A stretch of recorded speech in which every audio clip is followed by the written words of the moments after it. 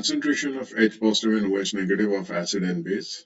अगर आपको H positive concentration निकालनी है या OH negative concentration निकालनी है तो पहले आप ये चेक करिए कि स्ट्रॉन्ग एसिड की निकालनी है स्ट्रॉन्ग बेस की। तो स्ट्रॉन्ग एसिड और स्ट्रॉन्ग बेस की H positive concentration नॉर्मेलिटी के बराबर होती है, ये आप देख सकते हैं। अगर आप एसिड की निकाल रहे हैं तो H positive concentration नॉर्मेलिटी के बराबर है। मान लीजिए स्ट्रॉन्ग एसिड की मोलैरिटी दी हुई है तो उसको बेसिसिटी से मल्टीप्लाई कर दीजिए। बेसिसिटी का मतलब होता है नंबर ऑफ हाइड्रोजन आयंस या प्रेजेंट पर मॉलिक्यूल ऑफ एसिड। जैसे H2SO4 है, 2 हाइड्रोजन है वहां पे एक मॉलिक्यूल में, तो बेसिसिटी 2 हो गई। तो H3PO4 है, बेसिसिटी उसकी 3 हो गई। तो ये चेक करना पड़ता है कितने आयनाइजेबल हाइड्रोजन है जो पर मॉलिक्यूल रिलीज होंगे।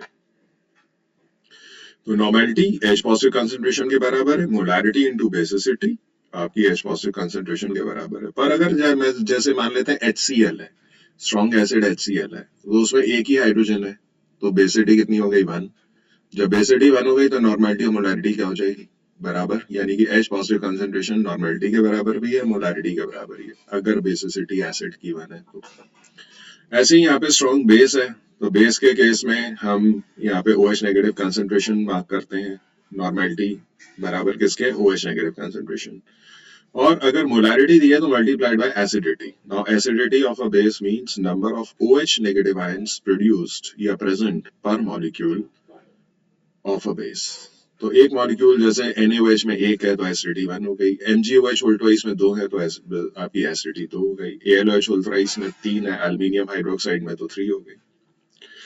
चलिए स्ट्रॉन्ग एसिड का तो हमने समझ लिया, H positive OH negative concentration कैसे निकालते हैं। अगर वीक एसिड है या वीक बेस है तो वीक एसिड के केस में H positive concentration under root CKa के बराबर है।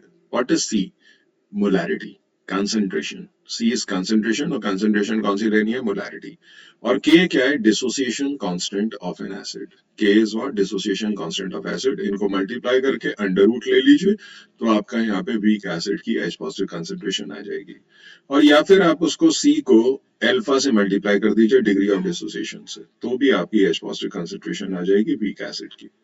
सेम वीक बेस में आपको क्या करना है, अंडर रूट CKB। Kb क्या है, dissociation constant of base. K क्या था, डिसोसिएशन कांस्टेंट ऑफ एसिड। तो वही C मोलैरिटी या कंसंट्रेशन मल्टीप्लाइड बाय Kb का अंडर रूट या फिर डिग्री ऑफ डिसोसिएशन से C को मल्टीप्लाई कर दीजिए, आपके पास OH नेगेटिव कंसंट्रेशन आ जाएगी किसकी, वीक बेस की। और H positive concentration week acid की इस तरीके से निकालते हैं। तो दोनों स्ट्रॉन्ग और वीक एसिड में कैसे पता करते हैं ये आपको समझ में आना चाहिए। pH scale expressing H positive ion concentration. देखिए ये क्यों हमने पढ़ा, क्योंकि हमें आगे pH और pOH निकालना है, तो ये हमें निकालना आना चाहिए। जैसे pH स्केल है, इसमें हम एक्सप्रेस करते हैं H पॉजिटिव आयन कंसंट्रेशन। तो ये ध्यान रखिएगा जो एसिडिक नेचर होता है वो directly proportional to H positive concentration होता है। जितनी ज्यादा H पॉजिटिव या हाइड्रोनियम आयन की कंसंट्रेशन उतना ज्यादा एसिडिक नेचर। मार्क करते हैं 3 एसिड ABC और इनकी यहाँ पे हमने ये H positive ion concentration moles per litre में दे रखी है। तो जिसकी सबसे कम है, जिसके अंदर ये H पॉजिटिव कंसंट्रेशन आप किससे निकालेंगे, ये 3 डेटा जो आपको यहाँ पे दिए गए हैं, ये डिसोसिएशन कांस्टेंट्स हैं 3 एसिड के, जिससे कि आप यहाँ पे पता कर सकते हैं कि H पॉजिटिव कंसंट्रेशन किसमें ज्यादा है। तो H positive concentration moles per litre में आपको यहाँ पे दी हुई है। H पॉजिटिव कंसंट्रेशन हाईएस्ट किसमें है आपकी, इसमें, और लोएस्ट किसमें है, A में। तो H positive concentration moles per litre में आपकी जिसमें सबसे कम है वो सबसे कम एसिडिक है और जिसमें सबसे ज्यादा है वो सबसे ज्यादा एसिडिक है। तो B is more acidic than C is more acidic than A, ये ऑर्डर होना चाहिए। जिन्होंने सबसे पहले H पॉजिटिव कंसंट्रेशन को मेजर करने का फॉर्मूला दिया उनका नाम PL सोरेनसन। pH स्केल इसी पे बेस्ड था, इन्हीं के फॉर्मूले पे। इन्होंने कहा भाई H पॉजिटिव कंसंट्रेशन अगर हमें इस फॉर्मेट में दी जाए तो हम याद कैसे रखेंगे, हम नहीं रख सकते। तो H पॉजिटिव कंसंट्रेशन कैसे, अगर हमें ये याद करने को मिल रहा तो ये तो नहीं हो पाएगा, बट एक नंबर हम याद कर सकते हैं। तो उन्होंने कहा कि H positive concentration is equal to 10 raised to the power minus pH। आप इस तरीके से निकाल सकते हैं 10 की पावर माइनस जो भी पीएच है वो आप यहाँ पे, तो एच पॉजिटिव कंसंट्रेशन अब रिमेम्बर करना आसान हो गया। मान लो पीएच 8 है तो एच पॉजिटिव कंसंट्रेशन क्या हो गई 10⁻⁸। मान लो 5 है तो यहाँ पे पीएच तो 10⁻⁻5 एच पॉजिटिव कंसंट्रेशन। तो ये डेटा हमें थोड़ा इससे अलग तरीके से इन्होंने 10 की पावर्स के टर्म में याद करना सिखाया। फाइनली फॉर्मूला कैसे निकाला, इन दोनों तरफ हमने लॉग ले लिया। Log H positive is equal to log 10⁻⁻ pH. Log H positive इसको पीएच लॉग 10 लिख सकते हैं, आपको पता है लॉग 10 1 होता है, तो लॉग एच पॉजिटिव बराबर क्या हो गया माइनस पीएच, इतना ही रह गया, ये पूरी वैल्यू 1 हो गई। और फिर आप पीएच को माइनस साइन इधर शिफ्ट कर दीजिए तो पीएच बराबर माइनस लॉग एच पॉजिटिव। अब माइनस लाइन, ये माइनस साइन आपको हटाना है तो लॉग 1/H पॉजिटिव लिख सकते हैं। इससे ये पता चला कि पीएच और H positive ion concentration inverse में है।